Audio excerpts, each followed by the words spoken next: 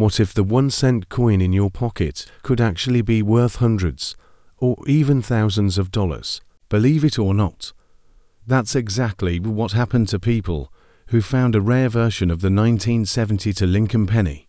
Most of these coins are still only worth a cent, but a few carry hidden errors that make them extremely valuable to collectors. So before you toss that penny aside, listen closely, because the 1972 Lincoln cent might just be one of the most exciting coins hiding in plain sight. Let's start with the story behind it.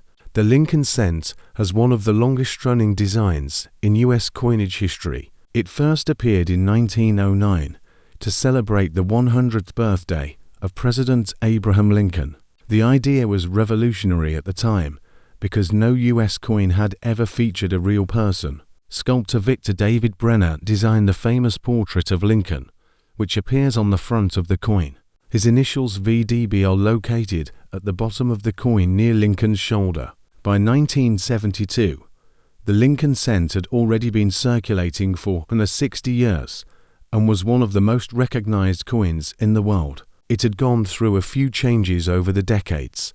Originally, the coin featured two wheat stalks on the back, the wheat ears design, but in 1959, the reverse was changed to show the Lincoln Memorial, honor of the 150th anniversary of Lincoln's birth. This version was designed by Frank Gasparo, who was then the chief engraver of the US Mint.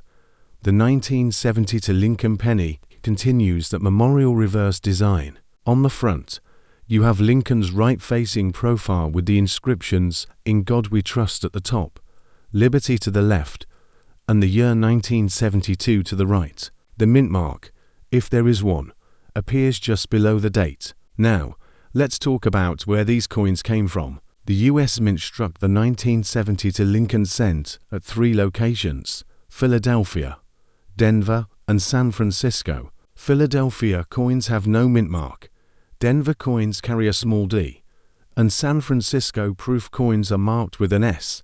The mintage numbers are massive. The Philadelphia Mint produced about 2.93 billion coins, Denver made around 2.66 billion, and San Francisco struck about 3.26 million proofs. That's a combined total of more than 5.5 billion pennies, which means finding a special one is like spotting a needle in a haystack.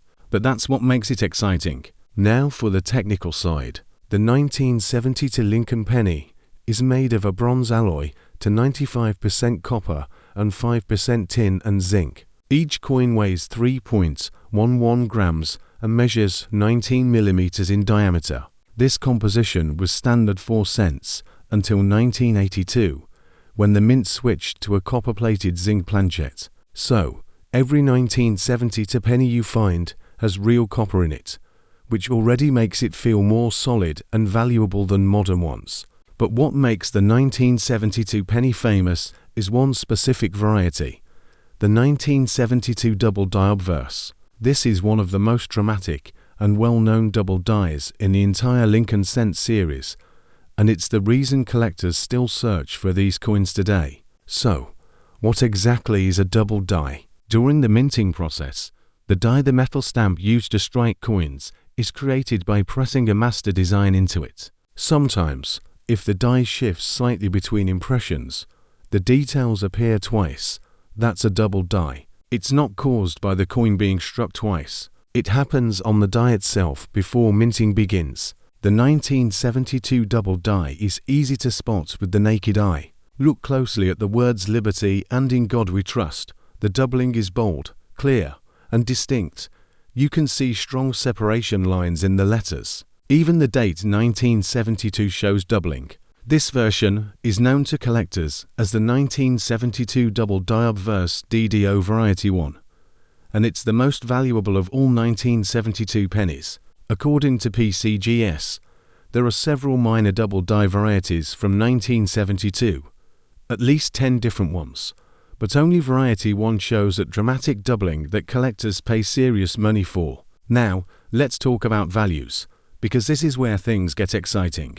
A normal 1972 penny that's been in circulation is still only worth 1 cent, even in uncirculated condition. A regular 1972 Philadelphia or Denver penny might sell for around 10 to 25 cents.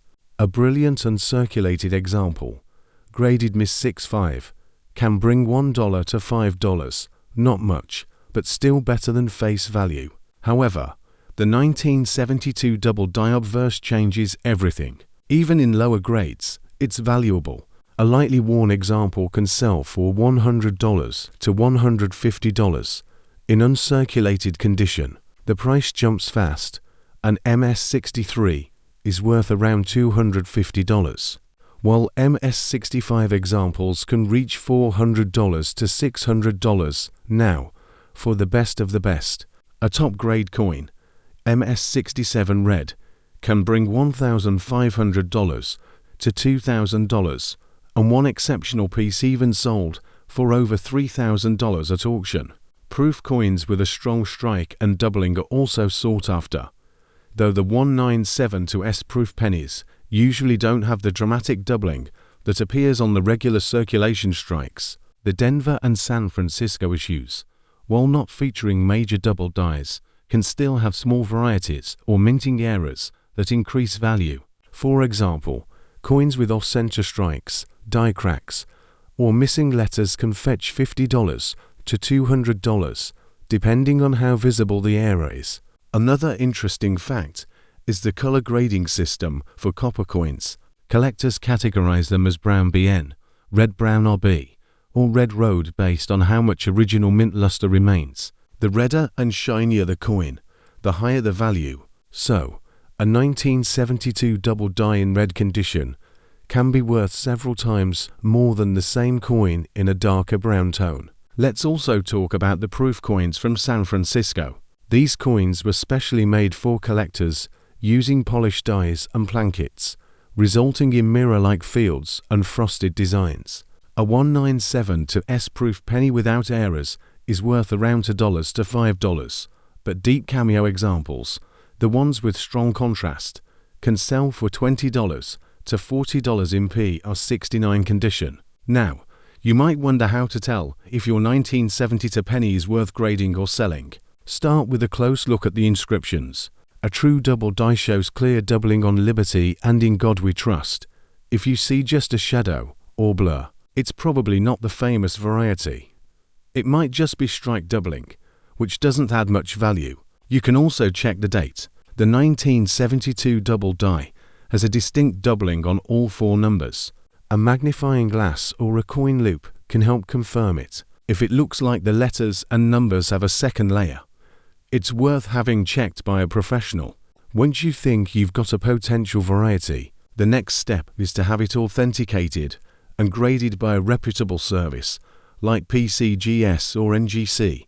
Certified coins sell for more because buyers trust the grade and authenticity. Now, let's look at some real auction examples to see how valuable these coins can get. A 1972 double die obverse graded MS-67 Red by PCGS sold for $3,290 in 2022. Another in MS-66 Red brought around $1,400, and even mid-grade examples consistently sell for several $100s. That's an incredible return for a coin that could easily be sitting in a jar at home. Of course, not every 1970 to penny will be valuable. The vast majority are still only worth 1 cent. But what makes this coin so fun to collect is the hunt, the idea that something so small and ordinary could turn out to be a treasure.